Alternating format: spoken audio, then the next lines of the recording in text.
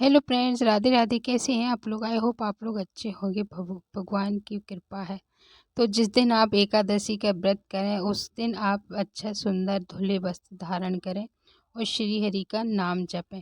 तो मैं सुनीता झारिया, बहुत बहुत स्वागत है आपका मेरे चैनल पे। मेरे चैनल को लाइक शेयर कमेंट्स और सब्सक्राइब करके घंटी ज़रूर बजाना है, जिससे कि आपको मेरे आने वाली वीडियो का नोटिफिकेशन सबसे पहले आपको मिले।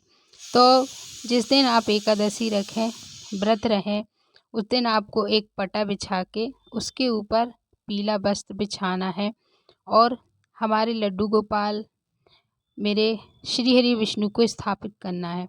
तो लड्डू गोपाल को आप पंचामृत से स्नान कर लें। तो उसके लिए आपको एक पात्र चाहिए होगा, एक आपको बर्तन चाहिए होगा, जिसमें हम लड्डू गोपाल का पंचामृत से स्नान करेंगे। पंचामृत से स्नान आप लोग हैं तो सुबह कर सकते हैं ब्रह्म मुहूर्त में उठ के। तो जैसे कि दूध दही थोड़ा सा हल्का सा दूध गर्म कर लें तो पंचामृत घी दूध चीनी शक्कर 5 चीज़ों से मिलके बनता है पंचामृत से हम लड्डू गोपाल का उस दिन स्नान करेंगे। और ये है उत्पन्ना एकादशी व्रत पूजा सरल विधि है। तो हम अपने लड्डू लाल का पंचामृत से स्नान करेंगे। और हाँ, उस पे आप लोग घी जैसे अलग अलग भी आप लोग कर सकते हैं पंचामृत से स्नान। शुद्ध जल पहले हम लाला को स्नान कराएंगे शुद्ध जल से। उसके बाद आप है तो शहद शक्कर घी दूध दही ये चीज़ें आप और स्नान करा लें। फिर सुंदर उनको ऊनी वस्त्र धारण करवाना है, क्योंकि इस नवंबर के महीने में एकादशी दिन शनिवारी एकादशी है। और आप हो सके तो उस दिन पीले वस्त्र धारण कराएं, ऑरेंज वस्त्र वाइट जो आपके पास हो आप वो धारण कराएं। तो पंचामृत से स्नान के बाद हमारे लाला इतने सुंदर निखर जाते, क्योंकि उसमें दही मिश्रित रहता है, चीनी मिश्रित रहती है। और उसके बाद आप शुद्ध जल से स्नान जरूर कराएं और अच्छे से विग्रह को पोंछ के इत्र की सेवा दें सुंदर सा। और जो हमने जो पंचामृत है जल है पंचामृत चरणामृत बन जाता है। तो वो चरणामृत आपको पूरे परिवार को आप ले सकते हैं। आप तुलसी क्यारी में डाल के सिर्फ आप लोग उन्हें क्यारी में डाल दें, यहाँ वहाँ बिल्कुल ना डालें। और सपरिवार प्रसाद के रूप में ग्रहण करें, जिससे कि आपका स्वास्थ्य स्वस्थ अच्छा रहेगा। और आसन दे के लाला को विराजमान हम कर लेंगे। श्री हरि विष्णु की मूर्ति स्वरूप है, उनको भी हम स्थापित कर लेंगे। और हाँ, श्री गणेश जी को भी आप स्थापित कर लेंगे। तो तिल का फूलों का आसन दे के विराजमान करना है। और साथ ही साथ जो हमने दीपक लिया है घी का तेल का दीपक, उसे भी हम साथ ही साथ आप लोग कलश बिठाना चाहते तो बिठा सकते हैं।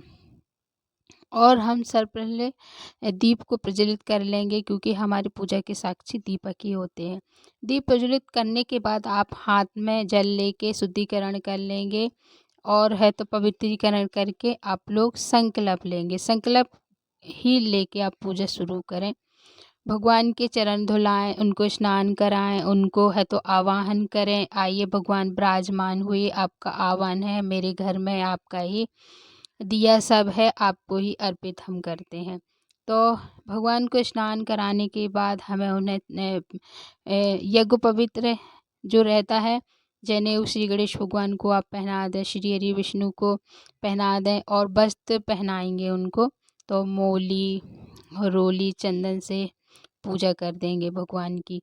और आप लोग हो सके तो पीली चुनरी या पटका श्री हरि विष्णु को और लड्डू लाल को आप लोग धारण करा सकते एकादशी में। और ये एकादशी है तो एक दिन पहले से द्वादश दसवीं तिथि से शुरू हो जाती है। उस दिन आप सात्विक शुद्ध भोजन लीजिए। और उस दिन आप बेलपत्र तुलसी पत्र तोड़ के रख लें, जिससे कि एकादशी को आप तोड़ने की आपको ज़रूरत ना पड़े, क्योंकि एकादशी को तुलसी पत्र नहीं तोड़ा जाता है। तो श्री हरि विष्णु लक्ष्मी मैया गणेश भगवान की पूजा करेंगे, लड्डू लाल की हम पूजा करेंगे। तो वस्त्र मौली धारण करने के बाद, चुंडी धारण करने के बाद पुष्पों से हम मंदिर को सजाएंगे। माला हो तो माला चढ़ा लें, पीले सुंदर फूल आप चढ़ाएं। और कुमकुम, रोली, चंदन, पीला चंदन, लाल चंदन, सुगंधित चीज़ें भगवान को अर्पित करें और इत्र की सेवा दें। तो चंदन से, रोली से हम पूजन कर लेंगे। तो ये 10वीं तिथि से ही आप चावल का त्याग कर देंगे, द्वादशी को ही पारण करेंगे, है ना। तो ये एकादशी है उत्पन्ना एकादशी, उत्पत्ति एकादशी। और उत्पत्ति एकादशी को चावल का ग्रहण नहीं किया जाता है, उस दिन है। तो आप लोगों को फल का भी भोग लगाना है, भगवान को भी आप अन्न का भोग नहीं लगाएंगे। और इस उत्पन्नी एकादशी से आप लोग व्रत आरंभ करना चाहते हैं तो आप लोग कर सकते हैं। अगर जो रहते हैं तो वो अति उत्तम है, उठा सकते हैं, ये आप अपना देख लीजिए।